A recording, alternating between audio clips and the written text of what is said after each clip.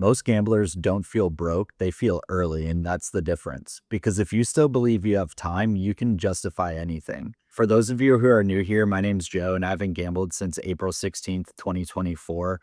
And I've been making videos about gambling and addiction and mental health for about a year. As I was saying earlier, a gambler can justify a blown paycheck. They can justify maxing out a credit card. They can justify just one more Sunday of football because in your head, you're not out of money. You're just not there yet. And as long as there's still time left, whether that be time in the season, time in your 20s, time before the bills hit, time before anyone finds out, you can spin any loss into a temporary setback. That's when you hear things like, I'll make it back. I'll always figure it out. I just need one good run. And here's the part nobody really talks about. Most people in the real world do the exact same thing. They just call it work ethic or ambition or grinding it out. But it's honestly the same psychological mechanism. And if you believe there's still time, you can rationalize almost anything. If you hate your job, that's fine. You're building something, you're paying your dues. If you're in a bad relationship, that's fine. You've invested too much time to walk away. Things will get better. If you're 50 pounds overweight, that's fine. You'll lock it in and join the gym next month or at the end of the year. You're gambling away your savings. Don't worry about it. There's 17 weeks left in the season. Then there's the playoffs. Then it's March Madness. There's always another game. As long as the clock hasn't hit zero, you can lie to yourself comfortably. And that's the dangerous part because the pain doesn't come from the losses. The pain comes when you realize the clock is almost out. You see, when I was gambling, losing didn't hurt that much. I mean, yeah, sure, it was annoying. And I know that sounds insane, but it's true because losing just meant that I ultimately had to win more eventually. And winning more meant I just needed more time, and time felt unlimited. I was 26, 27, 28, 29. Every year I'd say the same thing, and there was plenty of runway. So, what's a few $1,000s here? What's a blown savings account at 26? What's having maxed out credit cards at 30? It doesn't matter because I'll make more money. I'm smart. I'll grind harder. And that belief that I could outwork the gambling hole is another reason that I always stayed stuck in it. Because gamblers don't just chase money, they chase redemption. And redemption requires time. And here's the brutal truth: time is the only thing you don't realize you're actually spending. You think you're risking money, but you're really risking years. And most people outside gambling are doing the same thing. They're telling themselves, I'll be happy once I get the promotion, or I pay this debt off, or I save enough, or the kids are older, or the market comes back, or once busy season ends. We mortgage our present because we think the future is guaranteed. Gamblers just do it louder, but the psychology is identical. You're borrowing against a future version of yourself. And as long as you believe that future exists, fully intact, fully capable, you can justify today's destruction. I used to sit there after a bad Sunday, and instead of feeling tons of regret, I'd feel strategy. Okay, here's what we do. We got to tighten up. We have to bet smarter. We have to scale properly, track our units, stay disciplined. It felt like I was productive and responsible, and it honestly felt like I was taking control, but I wasn't really solving anything. Again, I was just extending that timeline because the belief wasn't that I need to stop. The belief was I still have time to fix it. And that is like the most dangerous sentence in the English language when it comes to gambling. I still have time, because that sentence lets you avoid grief. It lets you avoid accountability. It lets you avoid the terrifying thought that maybe you already wasted too much time and money. And nobody wants to face that. Nobody wants to sit in a quiet room and calculate the years that they burned, the opportunities that they skipped, the relationships they strained, the version of themselves that could have existed. That realization only hits when time stops feeling infinite. And for gamblers, it hits when the money actually runs out. Not when you're down, when you're done. When there's no more credit, no more loans, no more figure it out. The secret gets out to all your family and friends. When the app won't load because there's nothing left to deposit. That's when the fantasy collapses. Because now it's not about making it back, it's about survival. And in regular life, it hits you when you wake up at 45 and realize you never changed careers.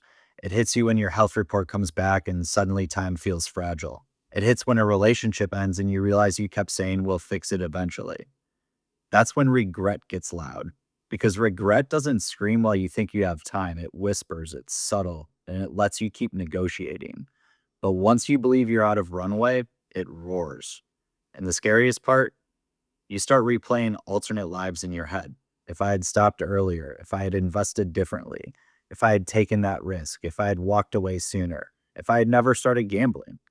Gamblers fantasize about the life they could have had if they just quit after their first big win. Regular people fantasize about the life they could have had if they didn't stay comfortable. It's a different arena, but the same psychology. We tell ourselves the hole isn't deep as long as we believe we can climb out. But here's what nobody wants to admit: sometimes the hole isn't financial, it's existential. It's years spent distracted, it's potential never deployed, it's energy poured into the wrong things. And the deeper truth, you can justify almost anything if you believe you're still early in the story. That's why young gamblers are the most dangerous version. They're intelligent, they're tech savvy, they're ambitious, they believe they can outsmart probability, and they believe that they can literally compress time. But probability doesn't care how early you are, and time doesn't refund misused years. You don't feel the cost immediately, and that's why it works. Addiction survives on delayed consequences, and so does mediocrity and procrastination and complacency.